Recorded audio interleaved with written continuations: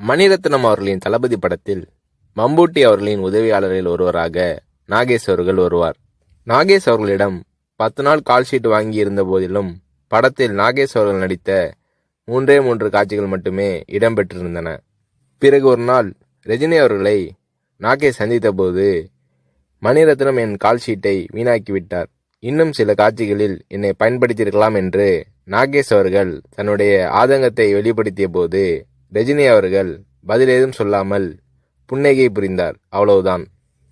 பின்னர் தான் நாகேஷ் அவர்களுக்கு ரஜினி அவர்களின் மௌனத்தின் அர்த்தம் புரிந்தது.